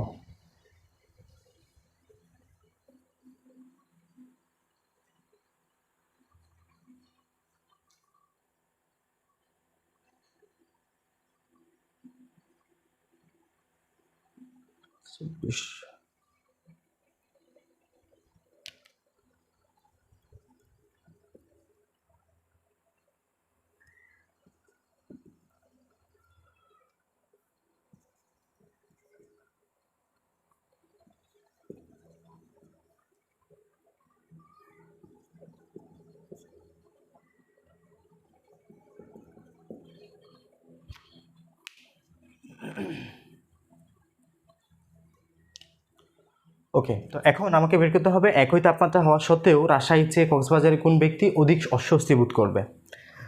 তাপমাত্রা একই, রাজশাহীরও তাপমাত্রা হচ্ছে 35 ডিগ্রি সেন্টিগ্রেড সেলসিয়াস, কক্সবাজারের শুষ্ক বাল্বের তাপমাত্রা 35। এটাই হচ্ছে কক্সবাজারের টেম্পারেচার, আমি আগে বলেছিলাম। রাজশাহীর টেম্পারেচার 35, কক্সবাজার 35। এখন কথা হচ্ছে তাপমাত্রা তাদের একই, বাট কোন জায়গায় আমাদের একজন ব্যক্তি বেশি অস্বস্তি বোধ করবেন কিংবা বেশি স্বস্তি বোধ করবেন। তাহলে আমরা দেখতে পাচ্ছি রাজশাহী হচ্ছে মূলত একটা উত্তরবঙ্গের জেলা, যেখানে সমুদ্র থেকে অনেক দূরবর্তী। কক্সবাজার হচ্ছে আমাদের চিটাগাংয়ের পাশেই দক্ষিণবঙ্গের একটা জেলা। সমুদ্র আছে, সমুদ্র থাকলেই অধিক বাষ্প তৈরি হবে, বাষ্প তৈরি হলে আর্দ্রতা বেশি হবে, রিলেটিভ হিউমিডিটি বেশি হবে। কক্সবাজারে আমরা রিলেটিভ হিউমিডিটি তুলনামূলক বেশি পাই, ঠিক আছে? ওই সেন্সে আসলে আমাদের এটা বানানো হয়েছে যে তাহলে আমরা বের করব রিলেটিভ হিউমিডিটিটা, আরএইচ বের করব, আরএইচ বের করব। আরএইচ যেখানে বেশি, রিলেটিভ হিউমিডিটি যেখানে বেশি, সেখানে গাম হবে বেশি, সেখানে অস্বস্তি বোধ হবে বেশি, কাপড় শুকাবে কম, ঠিক আছে? আর এই যেখানে বেশি সেখানে অস্বস্তি বোধ হবে বেশি, গাম হবে কম, কাপড় শুকাবে কম। ওকে, এই তো এগুলোর জন্য অস্বস্তি বোধ হবে। আর যেখানে আরএইচ কম সেখানে বায়ু অসম্পৃক্ত অনেক বেশি, দ্যাটস ওয়াই ওখানে গামাবে কম, একজন মানুষ স্বস্তি বোধ করবে মোটামুটি, কাপড় দ্রুত শুকাবে। এই কনসেপ্টগুলো আমাদের বুঝতে হবে। এমনভাবে দেয় যে কোন জায়গায় কাপড় শুকাবে, দ্রুত শুকাবে, এমনও কোয়েশ্চেন দেয়, ঠিক আছে? তো আমরা মূলত সব কাজ কারবার হবে আরএইচ নিয়ে। আরএইচ বের করব বেশি যেখানে, সেখানে মানে মন্দ টাইপ, আর যেখানে কম সেখানে ভালো, এমন আমরা বিবেচনা করব সবসময় বা দেখব। এখন আমাদের টার্গেট আরএইচ বের করা। আমরা রাজশাহীর আরএইচ অলরেডি জানা আছে, রাজশাহী নিয়ে কোনো প্যারা নেই, 50% দেওয়া আছে। রাজশাহীর আরএইচ দেওয়া আছে তোমাকে 50%। বের করতে হবে কিসের? বের করতে হবে এই যে কক্সবাজারের আরএইচটা বের করতে হবে। সুন্দর বিষয়, কক্সবাজারে কিন্তু আমরা টিটা অফ ডিউ পয়েন্ট জেনে গেছি। টিটা অফ ডিউ পয়েন্ট কত? টিটা অফ ডিউ পয়েন্ট হচ্ছে 27 degree centigrade Celsius. 27 degree centigrade Celsius theta of dew point মানে কি? শিশিরাঙ্ক হচ্ছে ওই টেম্পারেচার যেই টেম্পারেচারে content is equal to capacity হয়। বুঝে গেছে? Content is equal to capacity হয়। আমি স্টেপ বাই স্টেপ বুঝে দিচ্ছি। কক্সবাজারের টেম্পারেচার কত? 35। তার মানে তোমাকে টিটা ইজ ইকুয়াল টু 35-এ বের করতে হবে। টিটা ইজ ইকুয়াল টু 35-এ বের করতে হবে কি? আমরা আরএইচের জাস্ট একটাই সূত্র জানি, আর কিচ্ছু জানি না। আরএইচের জন্য সূত্র জানি জাস্ট কোনটা? আমরা জানি কন্টেন্ট বাই ক্যাপাসিটি ইন্টু 100%। আমরা জাস্ট এটাই জানি, আর কিছু জানি না। এখানে ক্যাপাসিটি আমার জানা আছে, দেখবো আছে কিনা। হ্যাঁ, 35। আমাকে টেম্পারেচার কত? রাজশাহীর যে কক্সবাজারের টেম্পারেচার কত? টেম্পারেচার হচ্ছে 35 ডিগ্রি সেন্টিগ্রেড সেলসিয়াস। আমাকে সবগুলোই 35-এ বের করতে হবে। Be careful. ক্যাপাসিটিও 35-এর, কন্টেন্টও 30, মানে কক্সবাজারের যে টেম্পারেচার, ওই টেম্পারেচার তুমি ক্যাপাসিটি জানবা, ওই টেম্পারেচার কন্টেন্ট জানবা, আপিকিয়াটোতে বের করবা। খুবই সিম্পল। এখন 35-এর ক্যাপাসিটি তোমাকে জানা আছে? হ্যাঁ, দেওয়া আছে ডিরেক্ট 42.16। তাহলে আমাকে 35-এর ক্যাপাসিটি জানা আছে। 35-এর ক্যাপাসিটি হচ্ছে কত? 42.16 mm মার্কারি, বাষ্প চাপে গেলা। 35-এর ক্যাপাসিটি তোমার জানা আছে, এখন বের করতে হবে 35-এর কন্টেন্ট। এখন বের করতে হবে কি 35-এর কন্টেন্ট জানা নাই। আমি বলেছি কন্টেন্ট কখনো দেওয়া থাকে না, অন এভারেজ আমাদের কোনো মেয়েতে আসলে কন্টেন্ট এক্স্যাক্টলি দেওয়া থাকে না, দেওয়া থাকলে তো এটা এই ক্লাস 2-এর একটা বাচ্চাও পারতো। কন্টেন্টটা বের করতে হবে। এখন কন্টেন্ট জানা নেই, ঠিক আছে, আমরা কিন্তু গ নাম্বারে ডি পয়েন্টটা বের করে আসছি, শিশিরাঙ্কটা বের করে আসছি। শিশিরাঙ্ক হচ্ছে ওই টেম্পারেচার যে temperature content is equal to capacity হবে। আমাকে কোথাও এখানে কন্টেন্টের দরাছোঁয়া আছে নাই, কিসের দরাছোঁয়া আছে, ক্যাপাসিটি, সব ক্যাপাসিটি। দেখো এটাও ক্যাপাসিটি, এটাও ক্যাপাসিটি, সম্পৃক্ত বাষ্পচাপ, যেহেতু সকলে কি বলছে সম্পৃক্ত বাষ্পচাপ মানে হচ্ছে আমাদের কত ক্যাপাসিটি। ওকে, তো এই জায়গাটাতে আমরা যদি 27-এর ক্যাপাসিটি বের করতে পারি, 27-এর ক্যাপাসিটি যদি বের করতে পারি, 27-এর কন্টেন্ট আমাদের জানা হয়ে যাবে। আমরা জানি 27-এর যেটাই ক্যাপাসিটি সেটাই কন্টেন্ট, তার মানে আমরা কন্টেন্টে ঢুকে গেলাম। আমরা ডি পয়েন্টের মাধ্যমে কন্টেন্ট নামক শব্দে ঢুকে গেলাম। কিভাবে? 27-এর ক্যাপাসিটিটা বের করব, 27-এর ক্যাপাসিটি বের করতে পারলে ওটাকে আমরা কন্টেন্ট হিসেবে ধরে কাজ করব। আবার 27-এ যেটা কন্টেন্ট ওটা 35-এরও কন্টেন্ট। কেন? কন্টেন্ট কখনো চেঞ্জ হয় না, কন্টেন্ট কখনো চেঞ্জ হয় না। 27-এ যতটুকু পানি থাকবে 1 লিটারের পানি, ওটা 35 নিয়ে গেলে সেম পানি থাকবে, চেঞ্জ হবে না। তো আমাদের এখন একটাই কাজ, 27-এর জন্য ক্যাপাসিটিটা বের করে রাখবো। ক্যাপাসিটি যখন আমরা 27 বের করলাম, 27-এর যে ক্যাপাসিটি ওটা এবার কন্টেন্ট, ওই কন্টেন্টটা 35-এর জন্য আমরা ইউজ করতে পারবো, ওই রাইট আমাদের আছে। এখন কাজ হলো 27-এর ক্যাপাসিটি বের করা। আমাদের এখন ফার্স্ট কাজ কি? 27-এর ক্যাপাসিটি। 27-এর ক্যাপাসিটি কেমনে বের করব? 27-এর ক্যাপাসিটি এক্স্যাক্ট দেওয়া নাই, দেওয়া আছে কি 26-এরটা দেওয়া আছে, 28-এরটা দেওয়া আছে, 26-এরটা দেওয়া আছে, 28-এরটা দেওয়া আছে।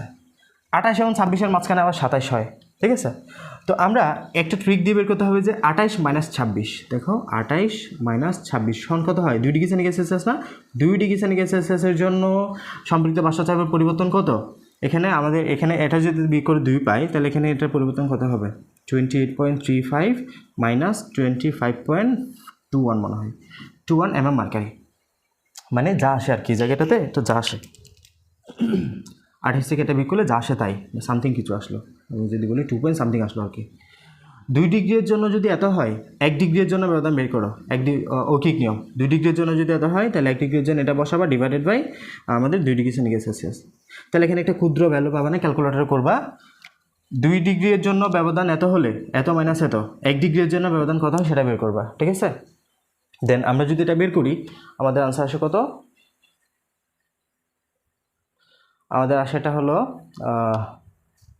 আচ্ছা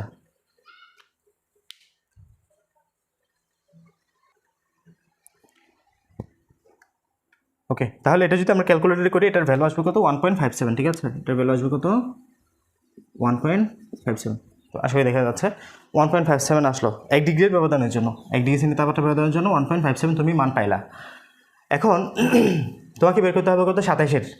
তুমি 26-এর সাথে 1 যোগ করলে, এই 1 যোগ করলে 27 পেয়ে যাও, বা 28 থেকে 1 বিয়োগ করলেও 27 পেয়ে যাও। 26-এর সাথে 1 যোগ করো, তাহলে 26 ডিগ্রি সেন্টিগ্রেড সেলসিয়াসে তোমাকে বাষ্পচাপ দেওয়া আছে কত? ক্যাপাসিটি আর কি 25.21 mm mercury.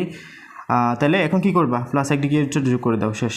1 degree centigrade Celsius যে তাপমাত্রা আছে এটার সাথে জাস্ট 1 ডিগ্রির জন্য কত পাইলা?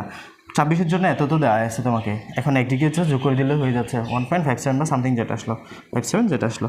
এর সাথে যদি আমি 25.21 যোগ করি, আমার আসা হলো 26.78 mm মার্কারি। ওকে, এটা হচ্ছে আমার যে আমরা 27-এর, তাহলে 26 আর একে কত? 27 না? 27-এর জন্য সম্পৃক্ত বাষ্পচাপ মানে ক্যাপাসিটি, 27-এর জন্য ক্যাপাসিটি বের করলা। 27 হচ্ছে ডিউ পয়েন্ট, 27-এর যেটা ক্যাপাসিটি ওটা হচ্ছে আবার কন্টেন্ট। 27-এর কন্টেন্ট পেয়ে গেছি, তাও এটা 27-এর যেটা কন্টেন্ট এটা আবার 35-এর কন্টেন্ট হিসেবে আমরা ইউজ করতে পারবো, কারণ আমরা জানি কন্টেন্ট কোনো চেঞ্জ হয় না। আমাদের মান বের করা শেষ। আমরা এখানে 26.78টা বসাই দিলাম mm মার্কারি, ক্যাপাসিটি কত? 42.16 mm মার্কারি ইন্টু 100%, আমাদের মান আসবে মোস্ট প্রবাবলি 62.52%, মানে আমাদের কক্সবাজারের শিশিরাঙ্ক হচ্ছে আপেক্ষিক রিলেটিভ হিউমিডিটি হচ্ছে 60.52%, মানে ওই দিন রাজশাহীতে 50% ছিল, কক্সবাজারে এত পার্সেন্ট। একজন মানুষ যেখানে রিলেটিভ হিউমিডিটি কম সেখানে বেশি স্বস্তি বোধ করবে, যেখানে বেশি সেখানে অস্বস্তি বোধ করবে। কক্সবাজারের একজন মানুষ বেশি অস্বস্তি বোধ করবে, চিটাগাংয়ের মানুষ, কক্সবাজারের মানুষ ঘামায় বেশি, আপেক্ষিক আর্দ্রতা বেশি, ওদিকটাই উত্তরবঙ্গে একটু কম, যেহেতু সমুদ্র অনেক দূরে আপেক্ষিক আর্দ্রতা একটু কম থাকে। ওকে, এবং এমনটাও দিতে পারে যে কোথায় কাপড় আগে শুকাবে বা দ্রুত শুকাবে, তাও আমাদের রাজশাহীতে, কারণ কি ওখানে আপেক্ষিক আর্দ্রতাটা কম, বুঝে গেছে। তো এই টাইপের ম্যাথ কিন্তু আমাদের প্রতি বছরই প্রায় আসতে দেখা যায়, একটু ভালোভাবে দেখো এই টাইপের ম্যাথগুলো, ঠিক আছে।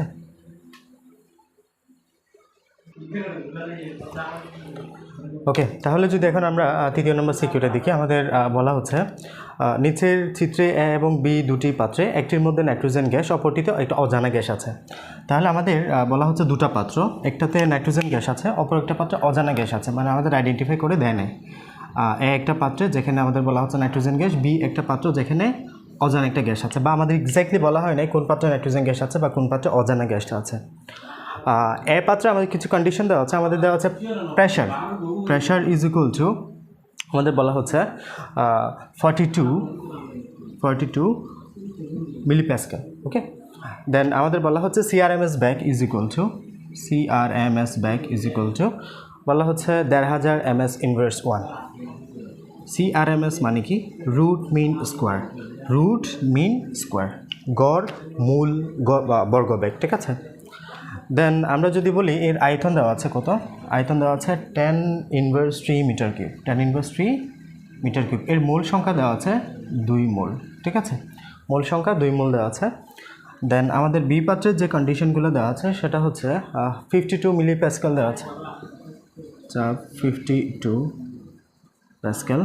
দেন সিআরএমএস ব্যাগ ভলিউম মোল সংখ্যা, সিআরএমএস ব্যাগ হচ্ছে 1600, দেন 10⁻³ 1600 ms ইনভার্স 1, দেন হচ্ছে 10⁻³ মিটার কিউব,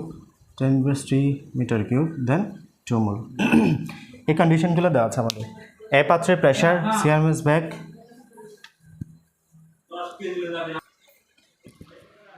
তো এখানে আমাদের গ নাম্বার কোয়েশ্চেনে বলা হচ্ছে বি পাত্রে যে গতিশক্তি, বি পাত্রের রক্ষিত গ্যাসের গতিশক্তি আমাদের বের করতে বলা হচ্ছে। তো গতিশক্তির জন্য আমরা যে সূত্রটা আমরা জানি সেটা হচ্ছে E = 3/2 nRT, ঠিক আছে, 3/2 nRT, যেখানে n হচ্ছে মূল সংখ্যা, আর হচ্ছে আমাদের মোলার গ্যাস ধ্রুবক যেটা হচ্ছে 8.314 জুল পার কেলভিন পার মোল, ঠিক আছে।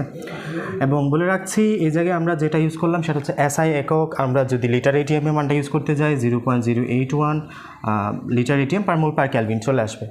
আমরা SI এককে যেহেতু ইউজ করছি, আমাদের এখানে সকল SI একক MS ইনভার্স 1, তারপর আমরা মোল সংখ্যার যে মোল সকল SI একক যেহেতু ইউজ করছি, আমরা 8.314টা ইউজ করব। টেম্পারেচার অবশ্যই আমরা ক্যালভিন ইউজ করব। দেন আমাদের 3/2 তো জানা আছে।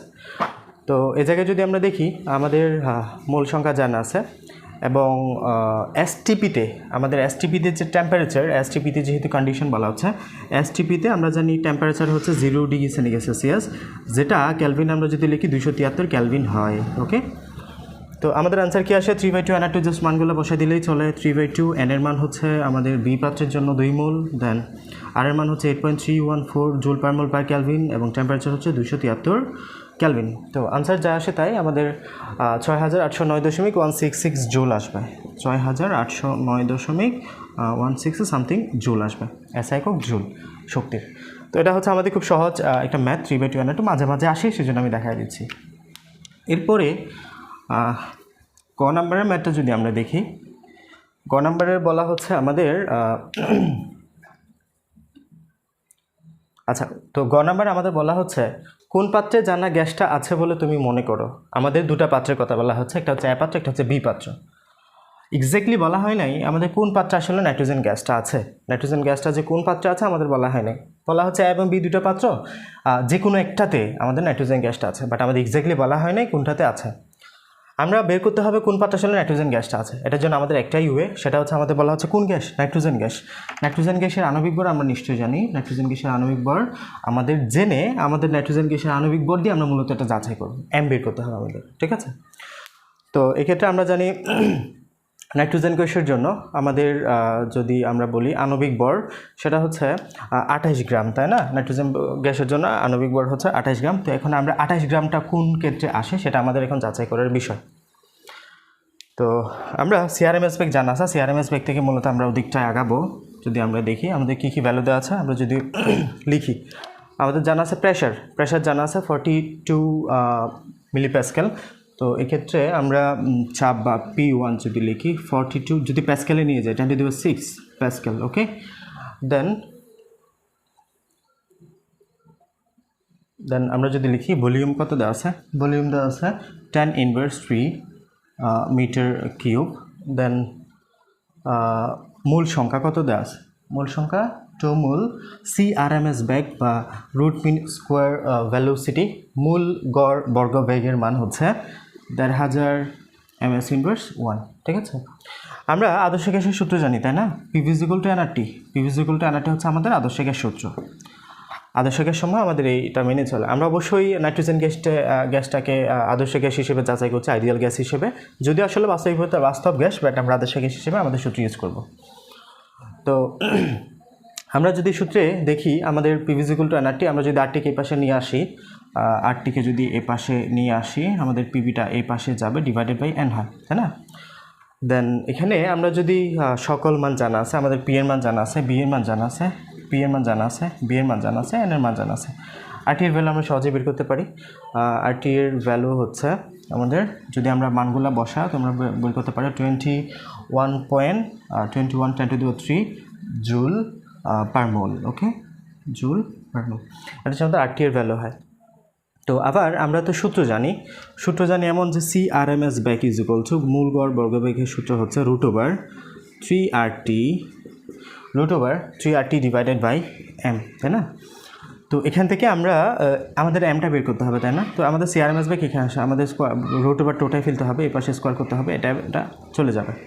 দেন আমাদের টার্গেট এটা এই পাশে আনা, CRMS এই পাশে নিয়ে যাবে। এমটা যদি এই পাশে আনি, 3RT এই পাশে থাকে, /CRMS হয়। দেন আমরা যদি এখানে CRMS যদি এ পাশে রাখি, আলটিমেটলি আমাদের সব মান তো জানা আছে, কারণ আরটির ভ্যালু জানা আছে, 3 দ্বারা গুণ করবো, CRMS কত 1500 ভাগ করে দিলে আমাদের এমএল মান জানা আসবে, সেটা আসবে আমাদের অলমোস্ট 0.028 কেজি, বা গ্রামে নিলে 1000 দ্বারা গুণ করে 28 গ্রাম। এটা হচ্ছে আমাদের যে গ্যাস, আমাদের ওই গ্যাসের আমরা বের করলাম ভরটা। যেহেতু এটা এ পাত্রে রক্ষিত আণবিক যে ভর, যে গ্যাস, আমরা জানি না এটা কিসের, আমরা জানি জাস্ট এ পাত্রে যে গ্যাসটা আছে, যেহেতু এ পাশের তথ্যগুলো আমরা ইউজ করেছি 1500, এই যে আমরা 1500টা ইউজ করেছি এখানে ক্যালকুলেশনে, CRMS বেগ এখানে 42 ইউজ করেছি ক্যালকুলেশনে, হ্যাঁ। তো যেহেতু এ পাত্রের জন্য যে রক্ষিত গ্যাসের জন্য আমরা CRMSটা পেয়েছি 28 গ্রাম, এবং আমরা জানি নাইট্রোজেনের যে আণবিক ভর এটাও 28 গ্রাম, আমরা বলতে পারি আমাদের যে গ্যাস নাইট্রোজেন এটা এ পাত্রে আছে। যদি এ পাত্রে না থাকতো, এ পাশে যদি আমাদের অন্য কোনো একটা ভ্যালু আসতো, লাইক এটা 30 আসলো বা আরও অন্য কোনো মান আসলো, ওই ক্ষেত্রে নাইট্রোজেন হতো না। যেহেতু এ পাত্রে নাই, অফকোর্স এই পাত্রে আছে, ওই ক্ষেত্রে তুমি এটা ইন্ডিরেক্টলি বলতে পারো, অথবা আবার করতে হবে একটু, আবার আমাদের এখানে পি এর জন্য আরটি এর ভ্যালু বের করবা, দেন আমরা CRMS দ্বারা ভাগ করলেই বের হয়ে যাবে। 28 আসবে অবশ্যই যে কোনো একটা পাত্র, যেহেতু আমরা ফার্স্ট টাইম মিলে গেছে, আর এটা করার দরকার নেই। এ পাত্রে রক্ষিত গ্যাস হচ্ছে আমাদের এই গ্যাসটা। তো এটা হচ্ছে আমাদের মূলত আদর্শ গ্যাস এবং গ্যাসের গতিতথ্য অধ্যায় থেকে মূলত 3 টাইপের, টোটাল 6টা ম্যাথ আমি করালাম। আমার মনে হয় এই 6টা থেকে আসার অনেক বেশি সম্ভাবনা রাখে। তারপরেও আসলে প্র্যাকটিসের বিষয়, ওয়ান শট রিভিশন ব্যাচে তো আর এভাবে বিস্তারিত পড়ানোর সুযোগটা থাকে না। তারপর আমি মূলত যে বিষয়টা খুবই গুরুত্বপূর্ণ, আমি এই অংশটা খুবই কম ফোকাস দিয়ে পড়িয়েছি, আপেক্ষিক খাদ্যতা, শিশিরাঙ্ক, দেন বয়েলের সূত্র, চার্লসের সূত্র, বয়েল এবং চার্লসের সমন্বিত সূত্র, এই 4টা বিষয়কে ইনফিনিটি স্টার রেখে আমি আমার 2টা সিকিউকে সলভ করিয়েছি। আশা করি তোমরা প্র্যাকটিস করলে পারবা, অবশ্যই প্র্যাকটিস করবা। সাথে আর যে টপিকগুলো আছে এগুলো একটু পড়ে দেখিও, আসতে পারে অনেক সময়, MCQ সলভ করবা, তাহলেই হবে, ঠিক আছে। তো আজকে আমরা অধ্যায়টা এতটুকু রাখছি, পরবর্তী অধ্যায়ে দেখা হবে। আসসালামু আলাইকুম।